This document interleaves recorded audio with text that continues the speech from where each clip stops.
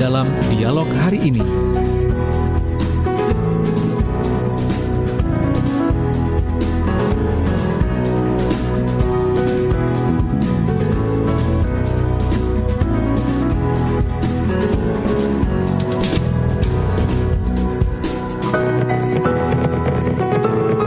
Ya, sahabat, seperti yang sudah saya informasikan tadi bahwa jam 9 sampai 10 ya, nanti kita akan berbincang-bincang dengan sahabat-sahabat tenaga kesehatan. Kali ini masuk di talkshow bersama dengan Dinas Kesehatan Kabupaten Sidoarjo bersama dengan Dr. Gigi Dewi Anggraini Bibi, SPKGA. Beliau ini aktif sebagai dokter spesialis gigi anak Rumah Sakit Anwar Medika Sidoarjo tentang perawatan gigi anak dalam persiapan sekolah tatap muka di era pandemi.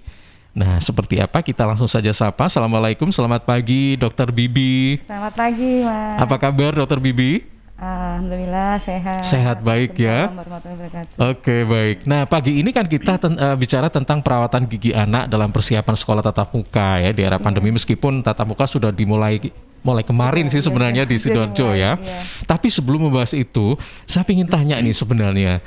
Pada saat ini sebenarnya amankah sih sebenarnya kita itu memeriksakan gigi di pusat-pusat layanan kesehatan, baik itu puskesmas, rumah sakit dan sebagainya?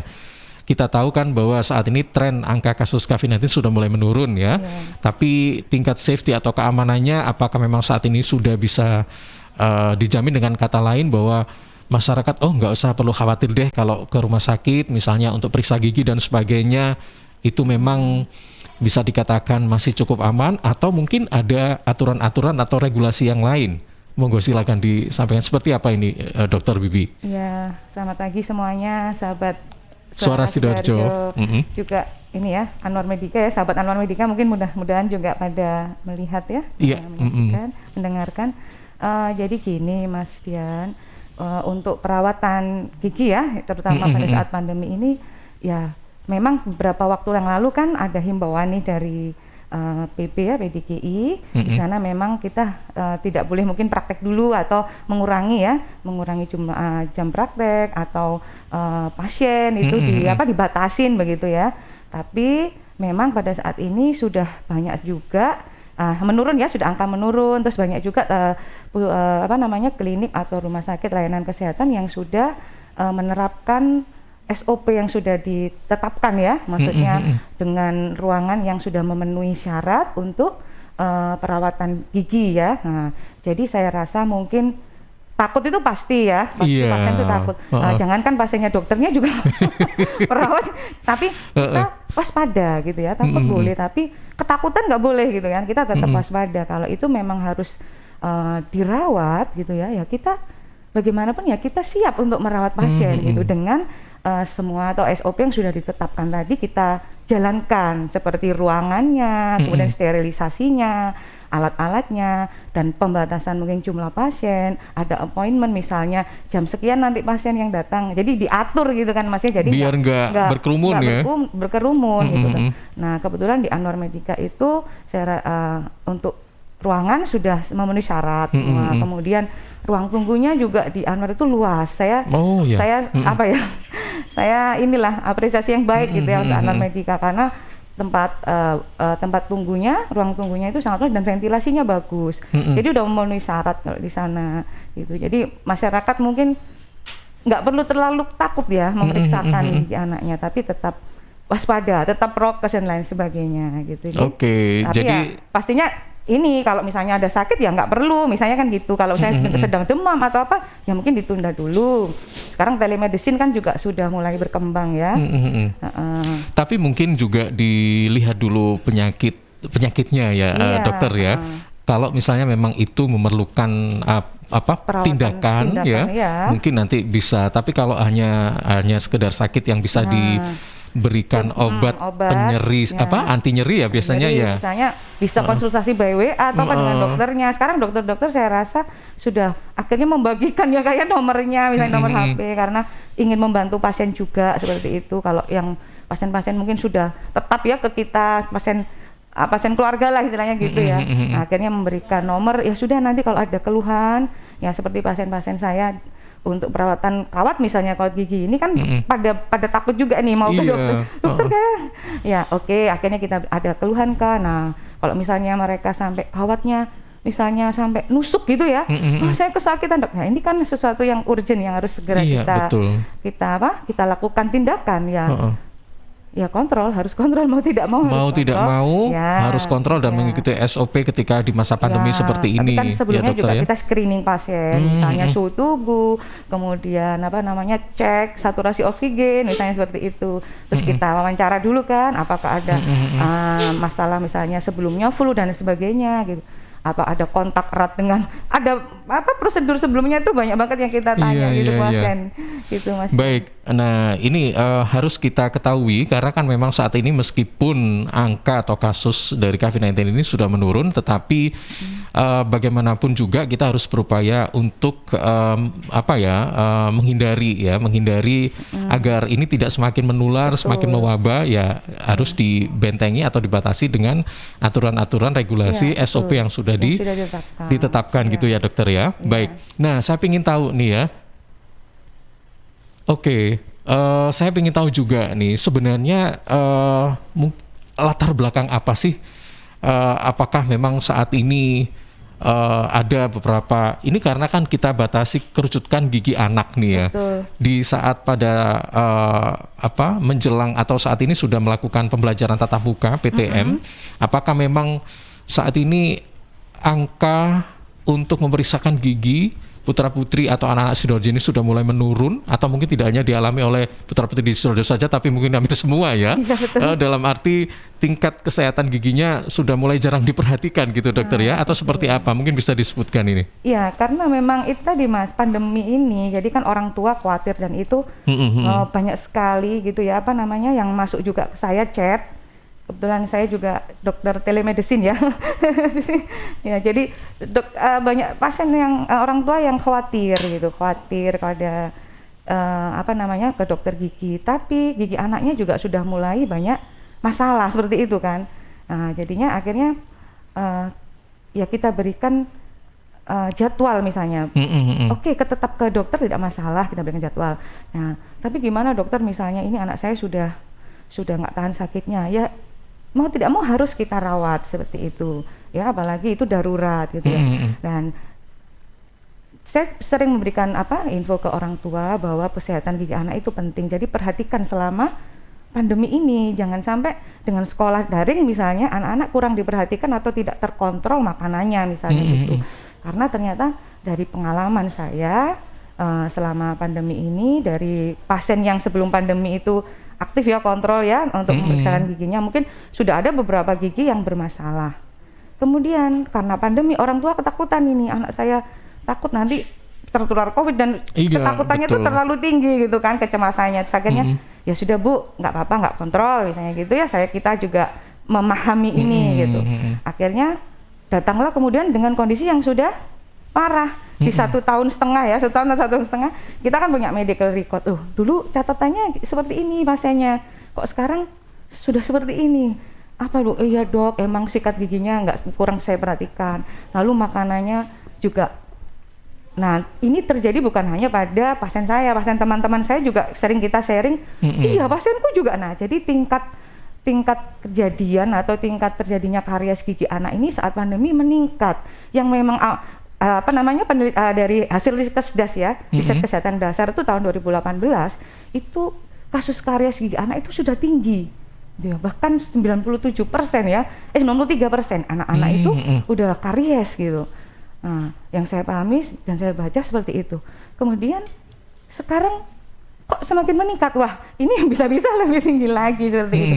Jadi hanya 7% yang sehat ya giginya ya dari hasil Riskesdas 2018. Nah sekarang dengan adanya pandemi, wah ini pastinya bisa lebih besar lagi gitu kan pasien-pasiennya gitu.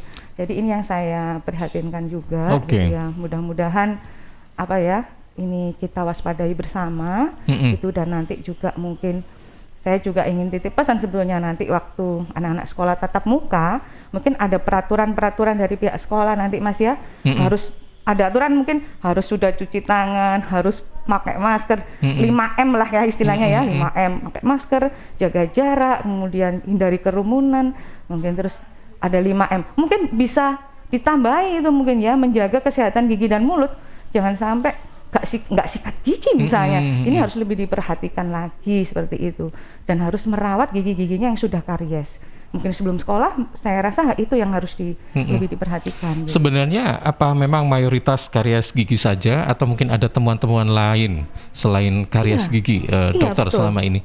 Gusi berdarah banyak juga. Gusi, Iya. Bahkan baru baru kejadian kemarin, pasien saya datang dengan kondisi yang gigi-giginya sudah karies ya. Ibunya, orang tua cerita ini nggak mau makan dok, nggak mau minum susu seperti itu ya. Ini TK ya anaknya ya, nggak mau minum susu, nggak mau makan, sehingga timbul infeksi sekunder, misalnya infeksi jamur, yang akhirnya dia sampai demam tinggi, dan ini akhirnya harus masuk rumah sakit seperti itu kan, harus dirawat karena asupan nutrisi yang tidak bisa terserap baik oleh anak ya, tidak tercukupi, akhirnya harus masuk rumah sakit dan diinfus seperti itu kan, akhirnya menimbulkan penyakit yang lebih serius kan gitu. Iya. Itu penanganannya seperti itu Mas. Nah, yang ingin kami tahu juga nih ya, apakah ada perbedaan penanganan nih pada saat sebelum pandemi atau pada saat pandemi seperti ini pada mereka yang akan memeriksakan gigi, selain mengikuti SOP atau prosedur protokol kesehatan gitu ya dokter ya? Mungkin ada apa sih perbedaan-perbedaan? Mungkin ada beberapa kasus penyakit gigi yang ini karena pandemi kita tidak tangani, atau apa gitu kan, pasti ada ini apa ya, semacam mungkin ada tindakan yang dipilah-pilah gitu dokter, gimana? Iya memang Mas, jadi kalau misalnya dulu itu kita pasien tidak ada kumur-kumur dengan antiseptik misalnya sebelum tindakan gitu kan. Nah sekarang sudah harus dilakukan ini, karena kita juga proteksi juga kan, jangan sampai nanti kalau sudah kumur kan paling nggak meminimalis bakteri atau virus yang ada di dalam rongga mulut waktu kita tindakan ya, waktu dokter tindakan. Jadi dulu nggak ada, sekarang ada kumur-kumur dengan antiseptik sebelum tindakan seperti itu. Tapi itu pun kita pilih juga anak yang sudah bisa berkumur gitu. Kalau anak-anak yang belum berkumur memang kita hindarkan itu gitu ya, takut tertelan nanti. Ya, terus kemudian pada saat pemeriksaan anak-anak lebih safe ya istilahnya, misalnya sudah diukur suhu tubuhnya, dulu sih enggak kan seperti itu. Iya, betul. Kemudian banyak screening yang kita lakukan sebelumnya, kemudian perawatan-perawatan dilakukan. Nah ini misalnya ada tindakan yang menyebabkan aerosol, misalnya kita bor giginya itu kan, kalau dulu kita nggak pakai alat yang namanya suction ya, aerosol suction atau external suction. Jadi suction kita dulu tuh hanya di rongga mulut di dalam, kita menyedot air liur gitu ya, seperti itu. Nah sekarang kita sudah menggunakan alat yang mungkin Mas tahu, yang kayak alat steamnya kalau kita kerimbat itu. Iya. Nah seperti itu. Nah itu untuk menyedot atau ya menyedot aerosol yang ditimbulkan dari proses pengeboran gigi seperti itu. Nah ini kan yang menjadi masalah itu anak-anak itu aja ngelihat dokter udah takut kan gitu, apalagi dikasih dokternya udah pakai yang kayak astronot ya. Ini dulu aja masuk udah takut, sekarang lebih takut lagi. Ini juga kendala gitu kan Mas ya. Nah ini kendala yang kita hadapi sebetulnya, tapi mau tidak mau ini tetap kita lakukan karena ini SOP yang sudah ditetapkan. Nah itu jadi kita semaksimal mungkin memberikan pelayanan kepada anak-anak juga dengan effortnya lebih inilah Mas gitu, lebih besar gitu ya. Nah kemudian aerosol suction itu untuk menyedot droplets ya yang keluar itu dari rongga mulut. Nah ini kita lakukan juga. Jadi itulah banyak perubahan-perubahan yang terjadi. Kemudian ruangan juga harus steril misalnya ya. Iya, kita sering mungkin sesekali menyemprot ya. Iya, sering-sering malah. Tugas perawat ini juga tambah berat. Kasihan ya. Terus ruangan harus ada ventilasi ya yang bagus, ada exhaust fan. Nah, exhaust fan itu penting gitu ya. Terus harus ada jendela misalnya itu, ada udara yang masuk, kemudian sinar matahari yang masuk gitu ya. Nah, itu. Terus aliran udara juga harus benar, karena itu memang bisa membunuh virus ya dokter ya. Ada rumah sakit yang sudah menggunakan tekanan negatif ya, tapi itu kan harus merubah semuanya dan Iya, itu iya, pasti iya. biayanya mahal gitu. Oke. Ya, seperti itu lah, Mas Dio. Baik, Yang- Dokter Bibi, apakah kalau tadi sudah disebutkan bahwa ada 93% gitu ya kondisi gigi anak-anak yang sakit, sementara yang sehat ada 7%. Kok jauh sekali ya? Nah, itulah makanya saya juga ikut prihatin waktu lihat hasil, kok tinggi sekali. Jadi Nah. itu memang saya alami selama di rumah sakit itu, pasti gigi anak-anak itu tidak ada yang karies cuma satu. Rata-rata hampir semuanya giginya kena seperti itu. Dan pasti perawatannya kan jadi banyak ya, maksudnya harus tindakannya harus sering gitu, dan ini harus kita selesaikan persoalan itu.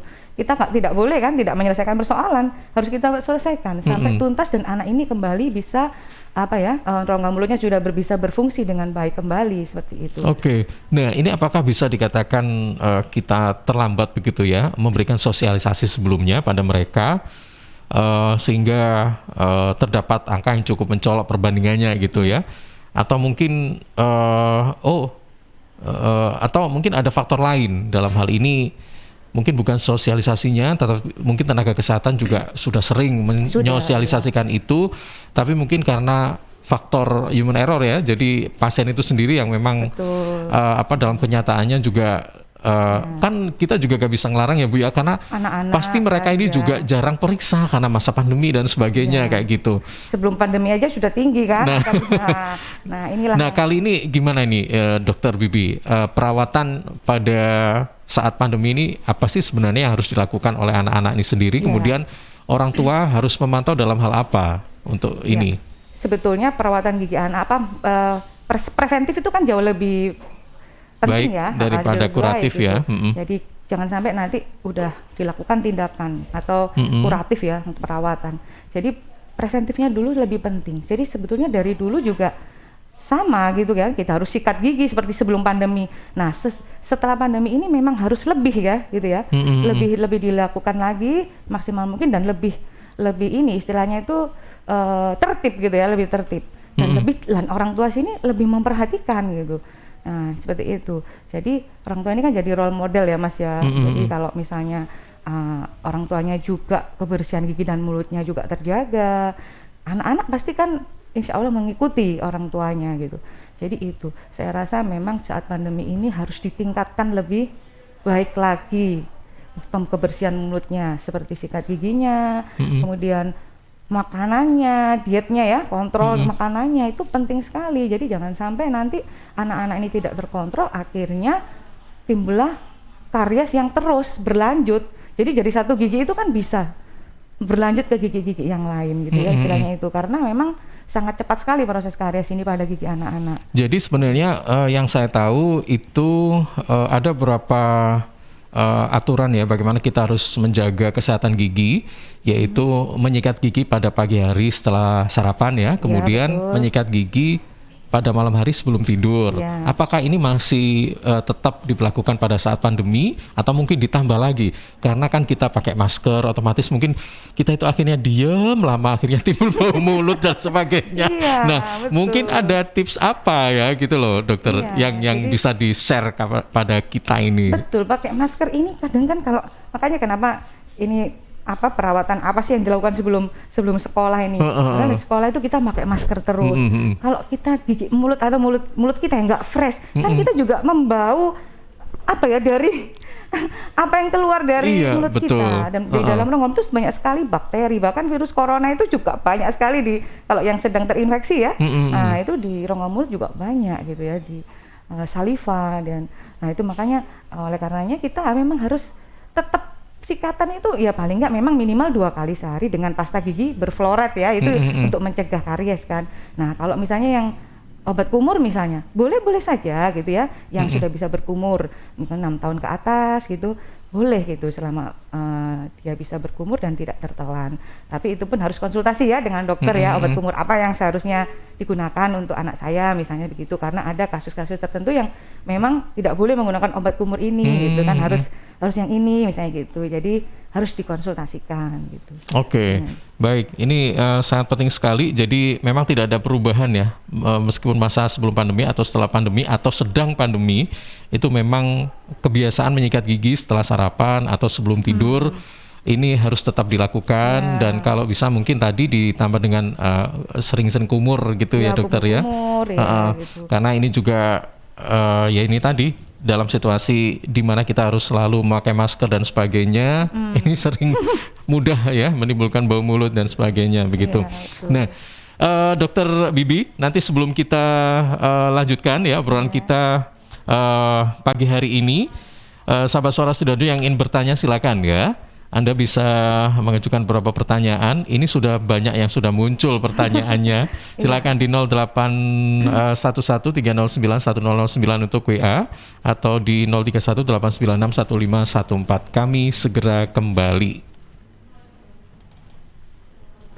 Oh, gila, kok putihan? Ya rokok tok, ya murah, ya akeh. Rokok ilegal ki. Masa rokok ilegal iki? Jogi. Lah awakmu kok roh nek iki rokok ilegal? Rokok ilegal iki gak nek pita cukene. Samen paling roe bandrol kuwi lho. Rokoke kudu enek merek karo nama perusahaane sing terdaftar ndek bea cukai. Lokasi pembuatane ndek kene ya gak enek. Terus ndek kene rokok ilegal iki gak enek gambar karo peringatane teko pemerintah. Berarti rokok ilegal gak resmi no? Aduh, ya mesti to le Mul. Rokok ilegal iki merugikan negara. Mergo ora mbayar cukai sing digembangun negara. Walah cucu, sepenting wong-wong gak roh. Loh, gak iso le iki. Makane to le tuku sing pasti-pasti ae. Aja ngawur. Laporkan peredaran rokok ilegal ke kantor Bea Cukai terdekat atau hubungi nomor 1.500-225 1.500-225. Iklan layanan masyarakat ini dipersembahkan Bea Cukai Sidoarjo. Ayo, ngewangi bea cukai, berantas rokok ilegal. Bea Cukai Sidoarjo, fokus mengawasi, tulus melayani.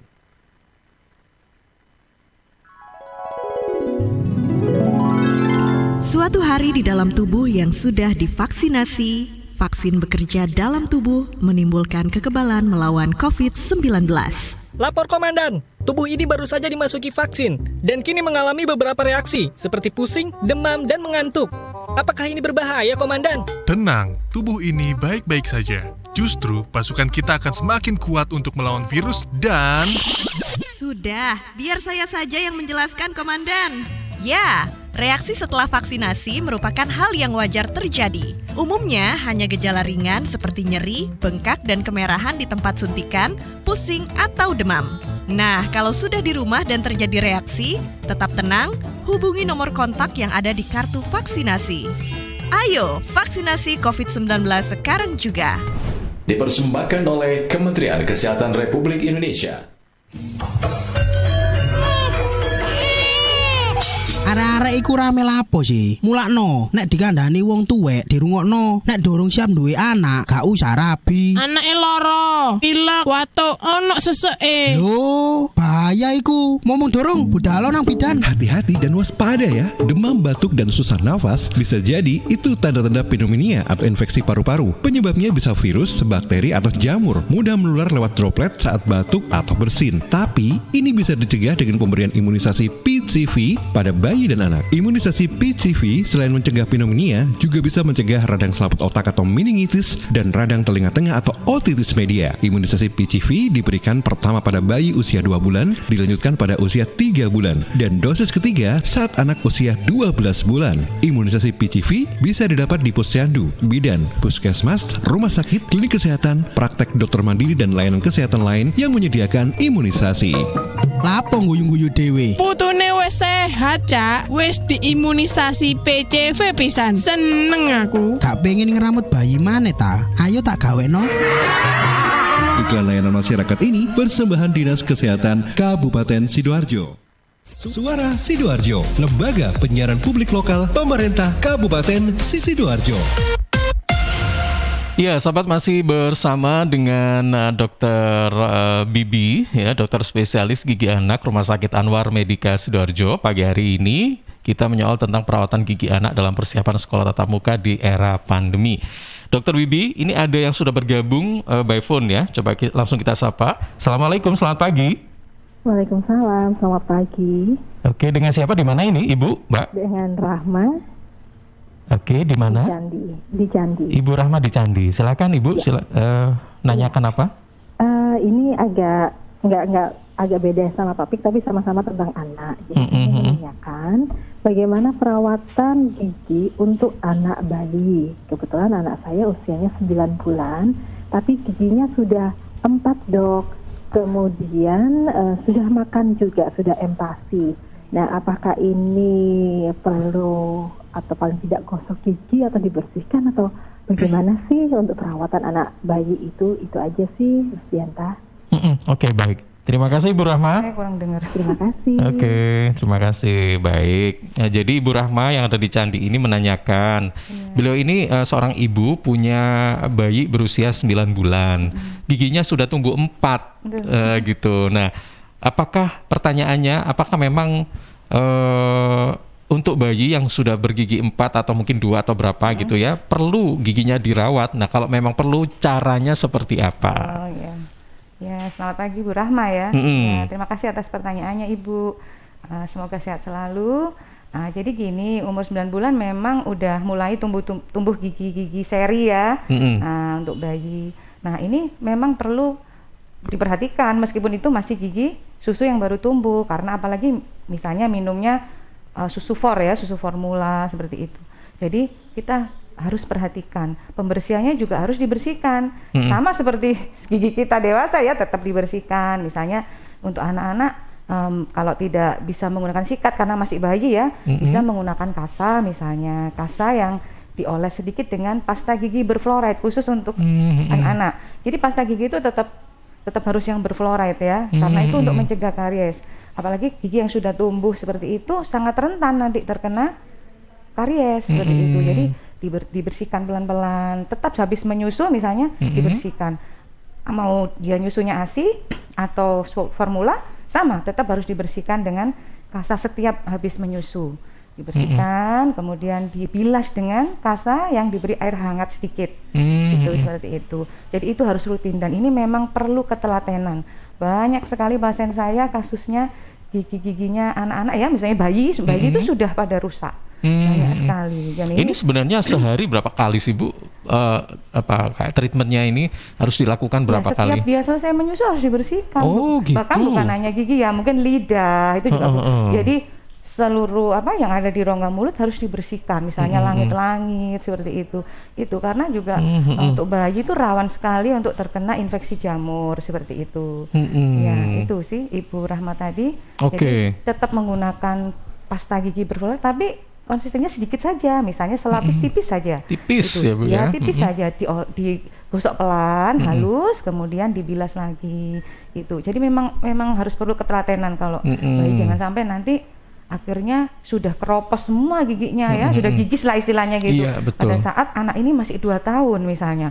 Nah, ini juga nantinya akan istilahnya anak juga sulit makan nanti, nggak mau menyusu. Nah, ini juga akan menyusahkan orang tua kan, dan juga anak, dan daya tahan tubuhnya juga tadi sudah saya sebutkan, nanti dia bisa menurun, ada infeksi-infeksi sekunder lain yang mengikuti, misalnya infeksi jamur dari yang tadinya gigi ini tadi yang banyak berlubang. Nah, tentunya kesehatan gigi anak ini kan perlu ya untuk kualitas kesehatan secara umum. Iya, betul. Jangan sampai nanti karena giginya dia juga ini ada juga cerita Mas Rian dari pasien gimana ini, nih? akhirnya sampai dia kena lambung juga, jadi kena masalah di lambungnya. Itu tadi karena makannya ya, jadi sering muntah sekarang itu, seperti itu. Jadi sampai konsultasinya kita di dokter anak juga, terus di dokter gigi anak seperti itu.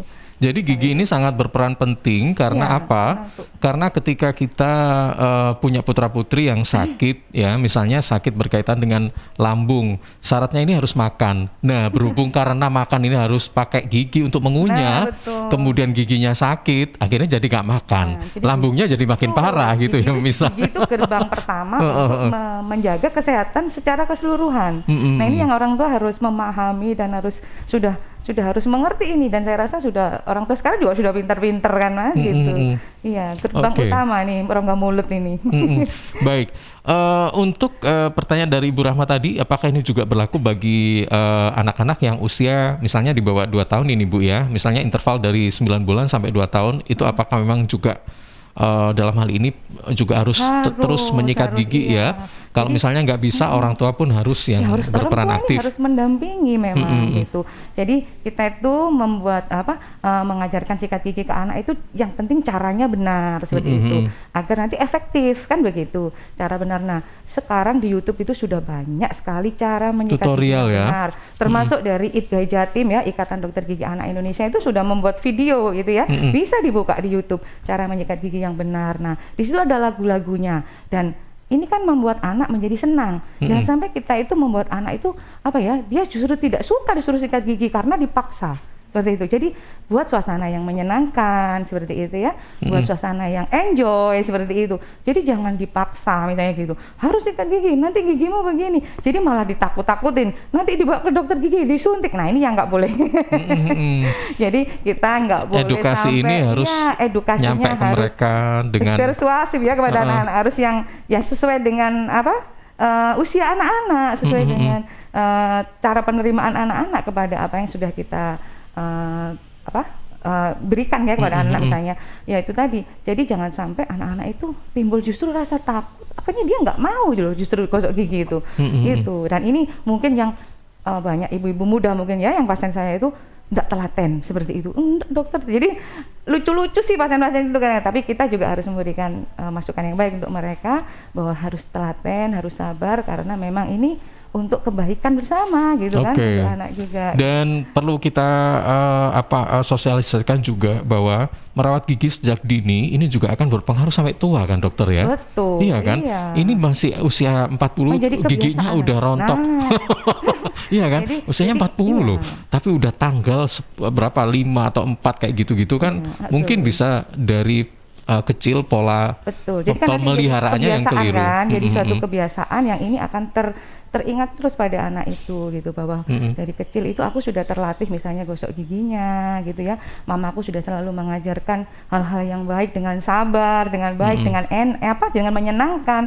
Ini akan terbawa. Sedangkan gigi susu ini kan sebagai apa ya? Sebagai petunjuk gitu ya, sebagai guidance untuk pertumbuhan gigi permanennya. Jadi ketika gigi susunya itu banyak yang rusak, nah ini saya yakin gigi permanennya nanti juga tidak bagus gitu ya. Nah, bahkan gigi permanen yang tumbuh awal di usia 6 tahun itu gigi geraham ya. Geraham itu gigi geraham pertama yang tumbuh di usia 6 sampai 7 tahun itu sudah sering rusak di saat gigi itu baru tumbuh. Karena gigi susunya banyak yang bermasalah. Nah, ini makanya pentingnya perawatan dini terhadap gigi susu. Jadi jangan sampai disepelekan. Jangan sampai nanti bilang, ini masih gigi susu kan gitu. Nanti kan diganti. Nah, ini yang salah ya, paradigma yang salah, dan ini harus dihilangkan ini gitu. Jadi selama ini kalau gigi susu kan pasti tanggal ya dokter ya. Gitu. Tapi jangan disepelekan bahwa pemeliharaan gigi ini nggak sebatas pada saat gigi yang gigi permanen saja gitu. Iya. Jadi gigi susu juga harus diperhatikan ya. Diperhatikan. Baik. Justru lebih diperhatikan karena kan cikal bakalnya. Iya betul. Ya, jadi kalau misalnya cikal bakalnya udah jelek, ini gigi permanennya nanti juga jelek gitu kan. Betul. Baik. Saya ingin tahu juga nih Dokter Bibi, sebenarnya kriteria gigi atau mulut yang sehat ya, itu yang seperti apa sih? Gitu. Kadang-kadang kita merasa sehat nih giginya ya kan, tapi tetap bau mulut misalnya. Atau mungkin mulutnya udah bersih, nggak ada bau, tapi giginya sering kambuh sakit-sakitan gitu. Mungkin kriterianya seperti apa dan treatment atau perawatannya seperti apa? Ya, jadi tentunya gigi yang sehat itu gigi yang bersih ya, kemudian tidak ada karies ya. Kemudian gusinya juga sehat seperti itu, karena bau mulut itu juga bisa bukan hanya dari giginya misalnya, dari gusi yang sering berdarah misalnya gingivitis, atau jaringan periodontalnya, jaringan penyangga giginya juga misalnya bermasalah, itu juga bisa. Nah, jadi faktor bau mulut itu memang ada faktor dari dalam rongga mulut sendiri atau dari di dalam tubuh ya. Bukan genetik ya Bu? Ya. enggak sih Enggak kayaknya. juga ya. Iya. Iya, jadi misalnya dia ada penyakit lambung gitu ya, itu juga bisa menyebabkan bau mulut. Kemudian mengkonsumsi obat-obatan tertentu sehingga rongga mulut ini menjadi kering gitu kan, itu juga bisa menyebabkan bau mulut. Atau makanan-makanan tertentu ya dia konsumsi kan bisa itu kan bau mulut. Nah, tapi kebanyakan memang dari gigi berlubang. Nah, jadi gigi-gigi berlubang itu kan banyak bakteri ya Mas ya. Nah, apalagi misalnya udah infeksi yang sampai mengenai jaringan lunak di bawah giginya misalnya, sampai abses seperti itu. Nah, sampai yang bibinya bengkak misalnya. Nah, itu pasti sudah. Jadi kalau saya ngebor juga pasien kalau ketika abses ya baunya mungkin satu ruangan ini sudah. Sampai segitu ya? Tapi itu sudah karena sudah makanan sehari-hari ya Mas. Jadi ya sudah nggak apa-apa. Ini bau itu enak aja. Sambil bercanda ya Mas ya. Oke, iya. Gitu. Tapi kalau untuk permasalahan gigi pada anak ini kebanyakan karies ya. Karies atau gigi berlubang lah untuk awamnya ya. Oke, dan itu sebenarnya bisa dicegah kalau kita memang rajin untuk gosok gigi gitu kan. Kalau dari makanan ini sebenarnya seperti apa sih dokter? Apakah ada beberapa hal yang harus kita perhatikan juga? Mungkin makanannya itu harus apa? Yang dianjurkan agar gigi sehat itu makan yang seperti apa gitu. Makanan tentunya kalau anak-anak ya, kita bicara anak-anak itu nggak bisa dihindarkan dari makanan manis. Kan agak susah kontrolnya ya kan? Iya, apalagi dia suka yang lengket-lengket pasti coklat seperti itu makanan yang sangat menyenangkan untuk mereka. Nah, kadang orang tua juga kalau anak-anak nangis, supaya nggak rewel aku kasih aja sudah gitu kan. Nah, coklat sama handphone ya. Itu menyenangkan ya sekarang, apalagi gitu. Jadinya memang untuk makanan-makanan yang mengandung gula yang tinggi, karbohidrat yang tinggi itu yang harus dikurangi. Kalau dihindari atau tidak boleh sama sekali, saya yakin sulit ya. Tapi dan kandungan coklat sebenarnya itu juga harus sesekali diberikan pada anak, mungkin ya seperti itu ya Bu. Mungkin tapi porsinya harus diperhatikan juga. Jadi dikurangi saja gitu. Terus jangan diberikan sering. Jadi misalnya dia makan ngemil gitu ya, nyemil di antara waktu makan. Nah ini yang nggak boleh. Kenapa? Karena suasana asam akan terjadi terus di rongga mulut. Kalau suasana asam terjadi terus di dalam rongga mulut, ini bisa menyebabkan tingkat karies yang lebih cepat terjadinya. Seperti itu ya Mas ya. Jadi rongga mulut ini beri kesempatan lah dia untuk pH-nya normal lagi, seperti itu kan. Jadi habis makan sarapan misalnya, beberapa saat kue, donat seperti itu. Beberapa saat lagi es krim, beberapa saat lagi dia ngemil. Nah ini yang nggak boleh, karena nanti akan terjadinya karies akan lebih cepat karena suasana dalam rongga mulut ini selalu asam gitu. Jadi kalau bisa dikurangi istilahnya ngemilnya gitu ya, di antara jam-jam makan gitu. Jadi ada diatur waktunya lah gitu ya. Kapan kamu ngemilnya misalnya seperti itu. Itu yang harus diperhatikan di saat online seperti ini dari nah sebentar kan anak-anak itu anak saya sendiri seperti itu. Jadi ini yang harus dikontrol orang tua, harus diperhatikan karena ini penting. Termasuk beri makanan yang yang istilahnya justru baik untuk rongga mulut, misalnya buah-buahan itu kan untuk self cleansing ya. Itu bagus, misalnya jus gitu kan. Nah itu diganti nanti sebentar lagi kalau dia kepingin roti ya diberi, tapi kan nggak di antara waktu makan yang ini tadi, nanti dulu ya gitu kan, diberitahu nanti biar gigimu nggak berlubang, nggak mudah berlubang. Terus mengonsumsi makanan yang terlalu dingin atau terlalu panas itu sebenarnya harus dihindari atau nggak masalah kalau kita lakukan itu? Karena begini, sekarang itu ada pasta gigi yang memang bisa mengantisipasi ya, dalam arti mengurangi rasa sakit ketika kita mengonsumsi makanan yang terlalu dingin kayak gitu. Tapi sebenarnya itu harus dihindari atau nggak masalah sih sebenarnya? Ya sebetulnya begini, jadi gigi itu kan ada lapisan-lapisannya ya Mas. Nah seperti itu. Kalau giginya itu memang sudah sensitif gitu ya, karena dia sering ngilu misalnya, sudah bilang ke dokter, dok saya ini kok sering ngilu seperti itu giginya, memang giginya sensitif ya Mas ya, itu memang ya dihindari gitu. Apalagi setelah makan bakso misalnya, terus Iya, minumnya habis itu, es. Nah ini kejadiannya seperti itu ya kan? Iya. Yang terjadi. Nah ini memang Banyak harus- loh yang begitu. Nah, mungkin rata-rata Banyak. begitu, apalagi anak-anak remaja. Juga pasien-pasien saya yang teensnya yang remaja itu sering begitu gitu. Loh gimana dokter, saya tetap itu kesukaan saya ya. Gimana ya? Ya kita berikan pengertian kepada mereka gitu. Ya boleh, tapi Mbok ya jangan dingin-dingin esnya gitu. Baksonya ya jangan panas-panas gitu ya. Jadi kita berikan pengertian kepada mereka. Jadi ya memang itu tadi Mas, nggak bisa tidak boleh gitu kan, nggak bisa men-charge begitu, tapi menghindari misalnya. Tapi itu sebenarnya bisa cepat merusak gigi ya dengan kondisi makanan yang begitu terlalu dingin. Nah, kan giginya emalnya kan gitu.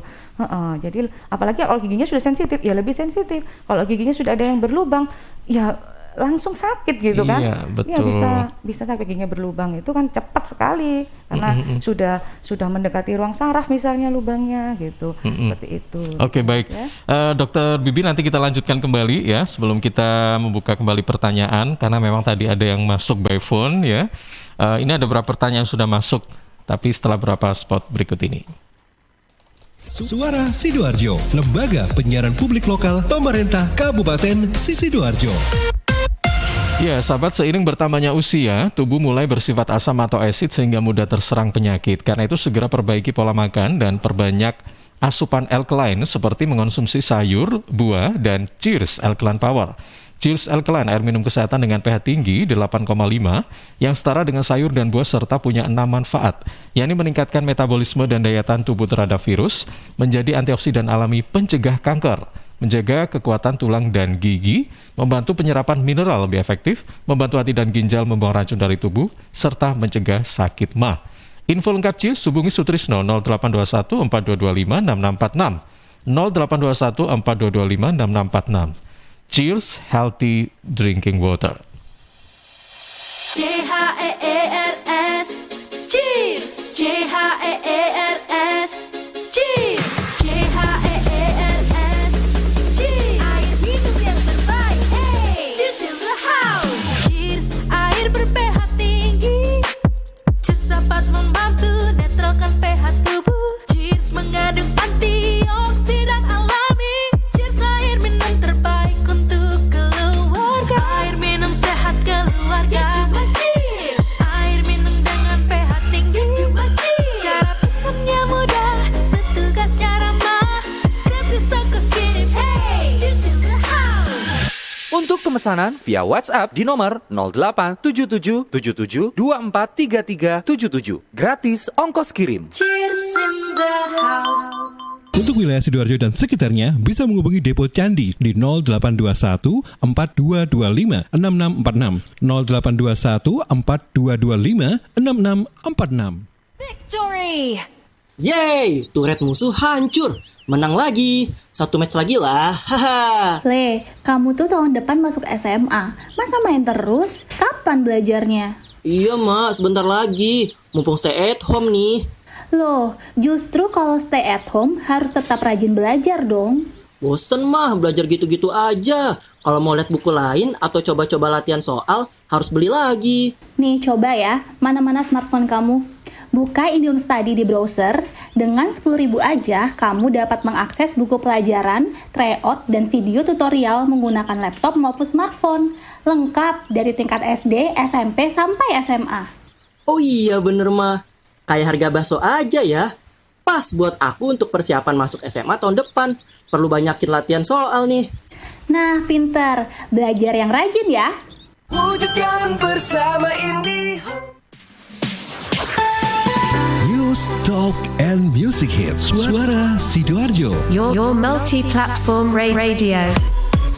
Ya, sahabat, terima kasih Anda masih bersama kami, masih di Talkshow bersama dengan sahabat-sahabat dari Dinas Kesehatan Kabupaten Sidoarjo. Kali ini bersama dengan Dr. Gigi Dewi Anggraini Bibi.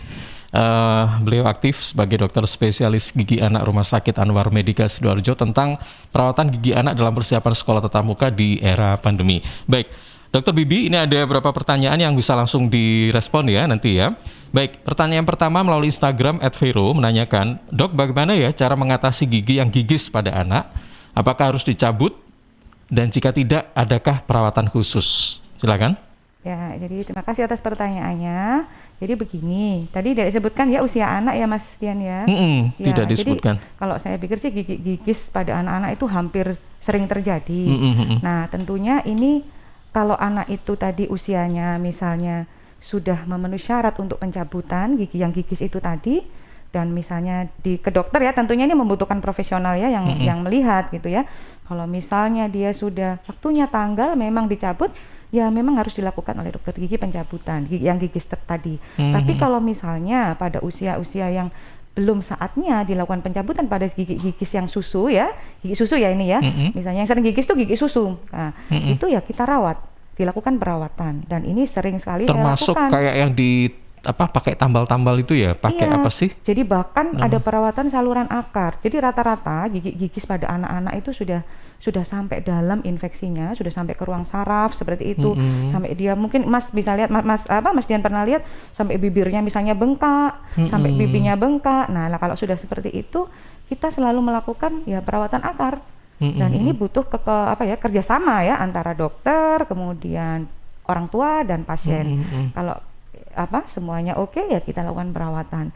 Jadi memang ini bukan hal yang mudah ya untuk melakukan perawatan kalau sudah sampai ke saraf ya, sudah sampai infeksi seperti itu. Jadi itu harus dikonsultasikan kepada dokter dan anaknya harus diperiksakan kepada ibu siapa tadi yang tanya Ibu ya. Vero. Jadi apakah nanti ada tindakannya sudah dilakukan pencabutan atau nanti dilakukan perawatan seperti itu. Oke, baik.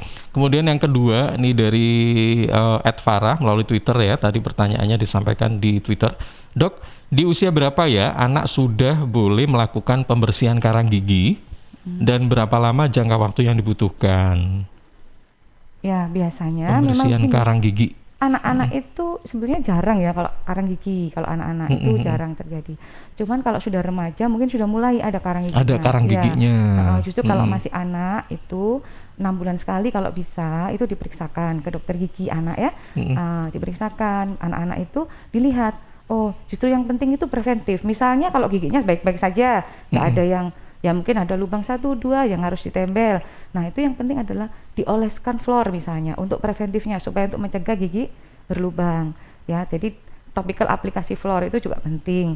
Kemudian kalau anak-anak sekitar umur misalnya 6 tahun, 7 tahun yang sudah ada gigi permanennya, ini juga perlu kita lakukan tindakan preventif untuk melakukan pelapisan pada gigi itu agar tidak terjadi karies misalnya gitu. Jadi sebenarnya tindakan-tindakan preventif itu lebih penting kita lakukan pada anak-anak.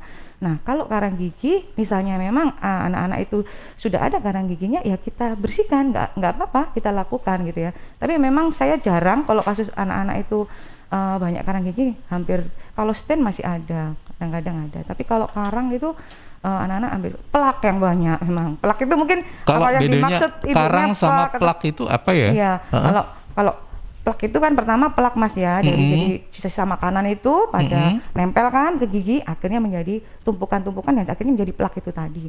Nah dari plak yang terus menerus ini ada kan tiap hari kita makan ya, nah ini aktivitas terbentuknya plak ini setiap hari, akhirnya mengeras. Nah yang mengeras itu yang menjadi karang gigi itu tadi. Nah itu, jadi kalau anak-anak memang ini jarang ya karang ya, tapi plaknya yang banyak itu yang memang harus dibersihkan, misalnya dengan penyikatan yang rutin gitu ya, karena kalau ini tidak dibersihkan ya akhirnya dia menjadi karies. Baik. Gitu. Sebenarnya kalau plak gigi itu hanya dengan sikat gigi aja sudah selesai sebenarnya, dokter ya. Sikat gigi yang rutin dengan cara yang benar. Gitu ya. Iya. Itu sebenarnya sudah solusi yang tepat ya itu sebenarnya sebetulnya. Ya. Jadi kalau sudah ada titik-titik putih, kadang dok anak saya sudah ada titik-titik putih di giginya. Nah ini sudah cikal bakal terjadinya karies gitu loh. Nah di sini juga bisa sebetulnya kita rawat, misalnya kita berikan maintenance untuk tiap harinya, dioleskan pasta yang di situ ada vitamin gigi lah istilahnya. Nah sebelum terjadi karies yang lebih dalam, itu bisa nanti konsultasi ke dokter gigi anak untuk kan, jadi jangan sampai titik-titik putih itu dianggap kenapa apa ini, padahal ini sebetulnya nanti akhirnya bisa menjadi karies. Itu kalau kita cermati itu sudah cikal bakalnya karies, white spot namanya, sering pada anak-anak itu. Baik. Pertanyaan berikutnya dari @zora, bagaimana ya dok mempersiapkan mental anak ketika akan dibawa ke dokter gigi? Karena anak saya sangat takut jika diajak ke dokter gigi. Ya ini sudah apa ya? Istilahnya sudah banyak sekali kasus seperti ini hampir semuanya ya. Ya memang secara psikologis anak-anak sudah harus diperkenalkan ke dokter gigi itu sejak dini. Oleh karenanya jangan sampai pada saat sakit dibawa ke dokter gigi. Ya toh, pastinya mereka sudah sakit, shock, ya. takut, dibawa ke dokter lebih takut lagi gitu kan. Aku nanti pasti dicabut, pikirannya sudah seperti itu gitu kan. Apalagi mungkin orang tuanya sudah bilang nanti dicabut loh ya. Nah, nanti ini yang nggak boleh ya. Jadi jangan sampai seperti itu. Jadi kita dini mungkin. Jadi awal anak-anak sudah tumbuh gigi, misalnya umur 6 bulan sudah tumbuh gigi, boleh konsultasi kan ke dokter. Nanti apa yang harus saya lakukan, misalnya ketika anak saya tumbuh gigi. Nah dari situ kan sudah mulai dikenalkan sebetulnya. Jadi sejak tumbuh gigi itu harusnya sudah diperkenalkan ke dokter gigi. Oke, baik. Dan tindakan ketika kita sakit gigi dengan tindakan ketika kita kena flu itu beda ya. Tindakannya kita itu pasti disuruh tidur dan kemudian kita menghadap lampu-lampu dengan alat-alat ya kan gitu kan dok? Iya kan? Mengerikan. Iya kan? Kalau flu mungkin hanya duduk gitu ya, diperiksa-periksa gitu aja. Iya kan? Tapi kalau sakit gigi beda lagi gitu kan? Karena memang dokter gigi ini unik ya. Oke, ini kemudian pertanyaan berikutnya dari Azza yang ada di Candi. Dok, anak saya usia 5 tahun, giginya sedikit maju. Atau mungkin kita sebut tongkos lah begitu ya.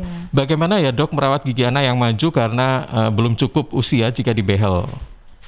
Oh ya, kalau umur 5 tahun saya rasa belum perlu ya, karena kan dan itu majunya seperti apa juga kita, apakah dia kebiasaan menghisap jempol kan ada bad habit ya. Nah ini bad habitnya yang harus kita atasi seperti itu. Jadi penyebab gigi majunya apa perlu dikonsultasikan dulu ke dokter gitu kan. Nah kalau dia bad habit misalnya dia suka isap-isap jempolnya seperti itu, karena kan anak-anak ya biasanya kan ada ya kebiasaan-kebiasaan seperti itu yang harus kita atasi kebiasaan buruknya. Nah nanti baru kita cek giginya gitu. Jadi kalau umur 5 tahun saya rasa belum perlu perawatan yang khusus ya. Nanti kita lihat perkembangan pada saat gigi permanennya mulai tumbuh. Tapi kalau dibehel itu usia berapa sih minimal? Sebenarnya gini, ini apa namanya dilihat per kasus ya mas ya gitu. Jadi kalau sudah ada beberapa gigi permanennya yang tumbuh gitu ya, dan memang ini urgent untuk dirawat, ya kita rawat behel tidak apa-apa, asal memang sesuai dengan prosedur ya perawatan. Itu misalnya anak-anak itu kan mulai tumbuh gigi permanen tuh di usia 8-9 tahun ya. Itu dan memang kalau perlu sekali ya tidak masalah kalau memang diperlukan ya 9 tahun itu kan anak-anak sudah tumbuh gigi permanennya. Sebenarnya gigi maju itu kan apa cenderung ke estetika atau kesehatan ya dokter ya? Cenderung ke mana? Atau dua-duanya? Iya, jadi tentunya estetika ya pertama itu pasti kan orang tua itu datang dengan keluhan, anak saya cewek dok tapi kok gini ya, saya kan pasti yang pertama itu estetik dulu gitu kan nah tapi memang ada juga nanti ujungnya untuk apa namanya kesehatan juga itu, kan? Karena kan untuk fungsi kunyah dan lain sebagainya juga harus baik gitu kan gitu. Oke. Baik. Ini ada pertanyaan lagi, masih ada 2 dokter ya dari Sita yang ada di Sidoarjo. Saya punya adik umur 16 tahun, saat ini kelas 2 SMK. Dia malas sekali untuk gosok gigi. Meskipun sudah dimarahi, tetap tidak mau. Bagaimana ya dok caranya untuk memotivasi? Nah, tadi kan sudah saya bilang jangan dimarah. Jadi, udah gede loh. Nah, apalagi sudah gede kan, dimarahin malah udah masuk sini keluar sini nanti ya gitu. Jadi bukan untuk dimarahi, tapi memang diberi pengertian karena kesehatan rongga mulut ini penting, apalagi di era pandemi seperti ini ya, penularan virus itu dari rongga mulut kan seperti itu ya. Jadi diberikan pengertian kepada adiknya. Jadi kalau gosok gigi itu penting. Kamu nanti kalau gigimu misalnya berlubang, sakitnya itu lebih baik sakit hati daripada sakit gigi. Sampai ada lagunya. Iya, jadi kebalik. Ya, sampai dibuat lagu itu. Dulu itu kan lebih baik sakit gigi daripada sakit hati ya kan. Sambil bercanda begitu tapi adiknya. Kalau sekarang itu sudah diganti, mending lebih baik sakit hati deh daripada sakit gigi. Iya kan? Saya yang ganti saya. Nah daripada memang kalau sakit hati sih mungkin ada obatnya ya dokter ya. Sakit gigi ini ampun, kalau misalnya ya jam 12 malam ya. Pengennya marah-marah kan gitu ya. Pengennya. Terus kalau sakit nggak ada yang jenguk lagi gitu. Oke, baik. Ini sebentar. Ada pertanyaan lagi nih sebenarnya sebentar. Ini pertanyaan titipan tadi ya. Sebentar, dari Pak Ahmad yang ada di Candi menanyakan begini pertanyaannya, ada nggak ini sebentar, pertolongan pertama untuk mengatasi sakit gigi? Ada nggak cara atau pertolongan pertama untuk mengatasi sakit gigi dari Pak Ahmad yang ada di Candi? Kalau misalnya Mungkin sedang sakit gigi, gigi gitu, Dok, gitu kan? Gini, biasanya dialami oleh mereka itu yang tidak sempat ke rumah sakit atau puskesmas, sehingga apa yang harus dilakukan pertama, dokter ya? Biasanya kan orang berkumur dengan garam, mungkin ya, boleh saja, ya, iya. atau mungkin saya pernah dengar itu dikasih irisan bawang putih ya untuk meredam rasa sakit. Saya nggak tahu apakah ini efektif atau enggak, atau memang betul. Nah, atau mungkin mengonsumsi obat pereda nyeri itu, atau seperti apa misalnya?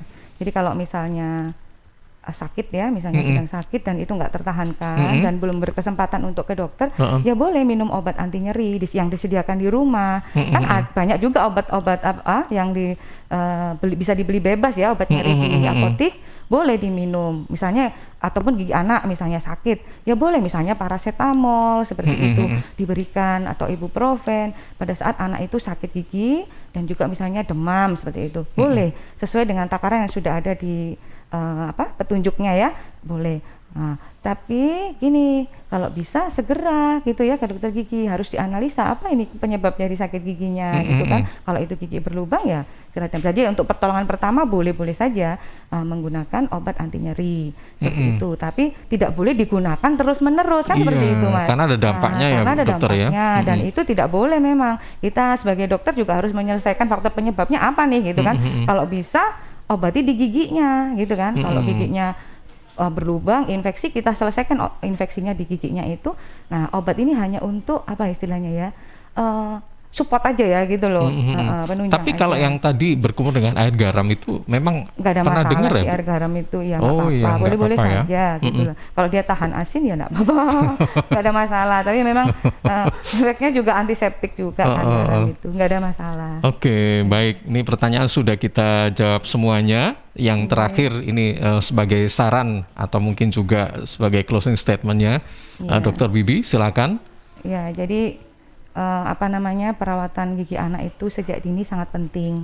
Itu yang saya sampaikan kepada ibu-ibu semua dan orang tua, tolong diperhatikan kesehatan gigi anaknya, apalagi di masa pandemi seperti ini. Tentunya tadi sudah saya jelaskan, banyak sekali kasus-kasus yang saya alami yang tadinya tidak ada masalah di gigi, yang tidak terlalu banyak ya, akhirnya timbul terlalu banyak masalah di giginya, dan ini yang harus diperhatikan, kontrol makanannya, kebersihan rongga mulutnya, karena persiapan juga dia sekolah tatap muka, jangan sampai nanti gigi-giginya sakit ketika sudah sekolah ya, dan ini juga akan menyebabkan daya tahan tubuh anak menurun, karena sakit di gigi itu anak nggak mau makan, nggak mau minum misalnya begitu ya. Kemudian jangan dimarahin misalnya begitu ya, anak-anak diberikan pengertian yang baik akan kesehatan gigi dan mulut, karena anak-anak ini butuh kasih sayang kan, butuh diberikan pengertian yang baik. Kemudian orang tua harus menjadi role model untuk anak-anak.